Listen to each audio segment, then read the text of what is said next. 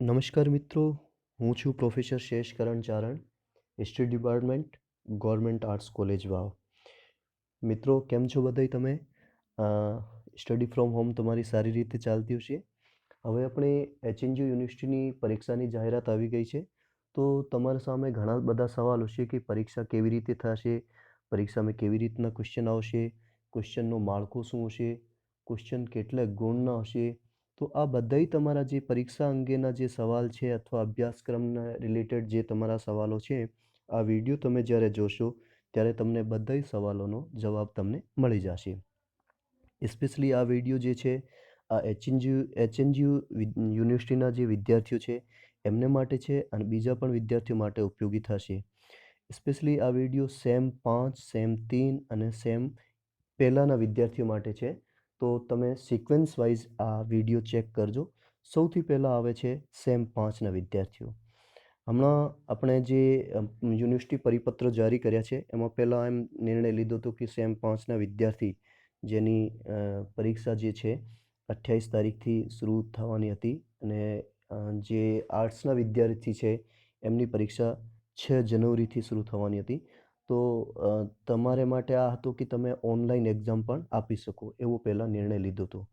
પરંતુ હવે યુનિવર્સિટી આ નિર્ણય લીધો છે કે વિદ્યાર્થીઓને જાહેર હિત માટે પરીક્ષાનો જે પેટર્ન છે આ સિર્ફ એન્ડ સિર્ફ ઓફલાઈન માધ્યમથી જ થશે.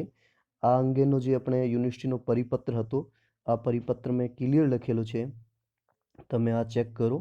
એમાં 26 તારીખનો જે પરિપત્ર છે એમાં તમે ચેક કરશો તો અહીંયા લખેલું છે કે 2020-21ના પ્રથમ સત્રની પરીક્ષાઓ પૈકી સ્નાતક કક્ષાની સેમેસ્ટર 5 અને 6ની તથા અનુસ્નાતક કક્ષાની સેમેસ્ટર 1થી 4ની પરીક્ષાઓ વિદ્યાર્થીઓના વિશાળ હિતમાં માત્ર અને માત્ર ઓફલાઈન પદ્ધતિથી જ યોજવાની રાખવી છે.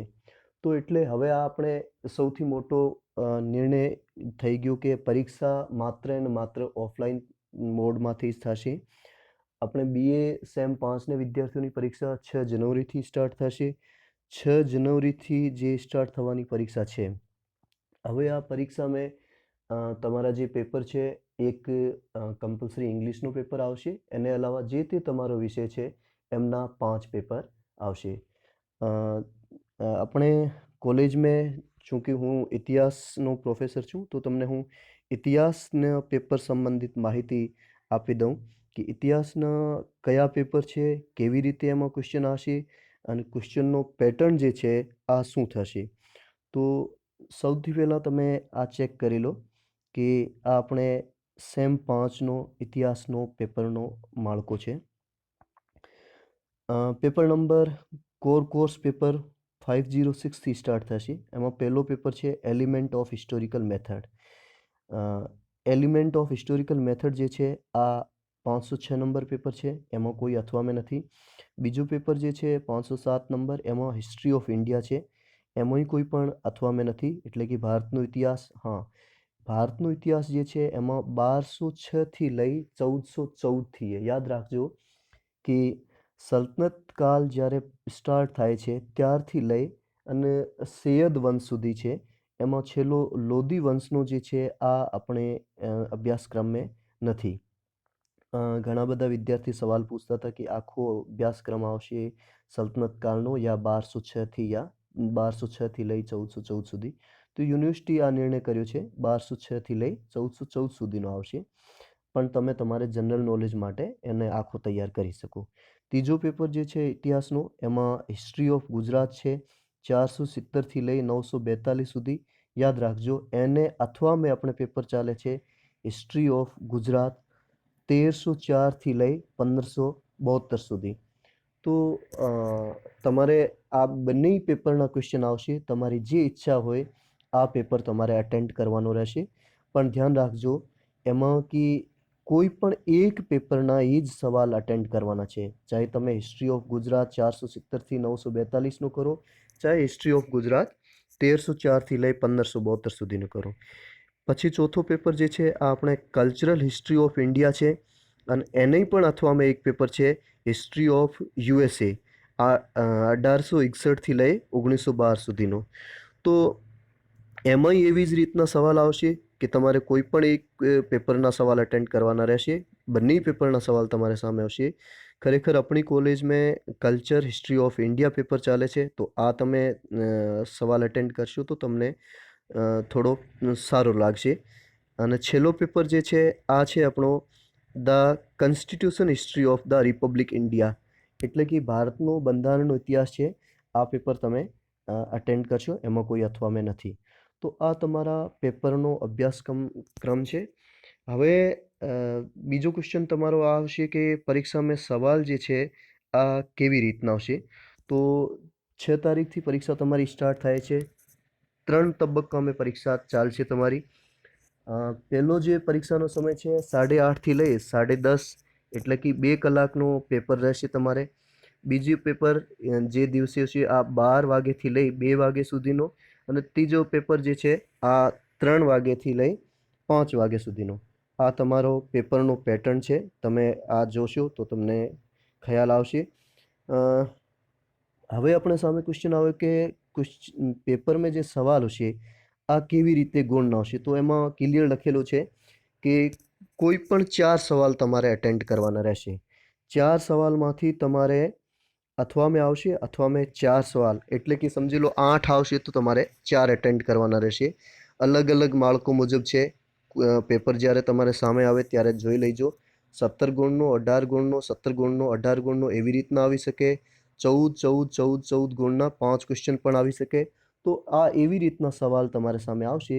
ખરેખર જ્યારે તમારે સામે પેપર આવે ત્યારે એમને ચેક કરી લેવાનું કે કેટલા ગુણના સવાલ છે અને કેવી રીતે તમારે અટેન્ડ કરવાના છે. તો સેમ 5ના વિદ્યાર્થી કોઈ પણ કન્ફ્યુઝનમાં નહીં રહેતા. તમારી પરીક્ષા સિર્ફ એન્ડ સિર્ફ ઓફલાઈન મોડમાંથી થશે. આપણી કોલેજ જ સેન્ટર છે. એક્ઝામ સેન્ટર જ્યાં હોય ત્યાં તમારી પરીક્ષા આપવાની રહેશે. કોરોનાના નિયમો જેટલા છે, ગવર્મેન્ટનો જે પરિપત્ર છે, નિયમાવલી છે, એના મુજબ તમારે આવવાનું છે. માસ્ક પહેરે કમ્પલસરી. યાદ રાખજો, પરીક્ષામાં જે માસ્ક પહેરે તમે નહીં આવશો તો તમારો ત્યાં દંડ લેવામાં આવશે. એટલે ફરજિયાત માસ્ક પહેરીને આવવાનું છે. માસ્ક વગર કોઈને એન્ટ્રી નહીં મળે. આ તમારે સ્પેશિયલી ધ્યાન રાખવાનું. હવે આવે છે આપણે સેમ 3ની પરીક્ષાની વાતો. તો સેમ 3 અને સેમ 1 માટે હજી કોઈ પરીક્ષાનો જે ટાઈમ છે આ યુનિવર્સિટી જાહેર કર્યું નથી. તમારે સેમ 3ના જે છે આ તમે સમજી લો કે પેપરનો પેટર્ન કેવી રીતનો છે આ જોઈ લો. તમારે સામે એક કમ્પલસરી ઇંગ્લિશનો પેપર છે. કમ્પલસરી ઇંગ્લિશ પછી તમારા જે મુખ્ય વિષય છે, હવે આપણી કોલેજના વિદ્યાર્થીઓનો જે મુખ્ય વિષય ઇતિહાસ છે તો એના 3 પેપર ઇતિહાસના થશે. અને એને અલાવા એનો પ્રથમ ગુણ જે છે આ આવશે સમાજશાસ્ત્ર. તો સમાજશાસ્ત્રના 2 પેપર છે. તો હું તમને સેમ 3નો જે ઇતિહાસના પેપર છે આ તમે જોઈ લો, સ્ક્રીનમાંથી આવે છે. કયા કયા પેપર હશે તમે ચેક કરી લો કે પેપર નંબર 303 જે છે હિસ્ટ્રી ઓફ ઇન્ડિયા છે. 1818થી લઈ 1885 સુધીનો ઇતિહાસ એમાં છે.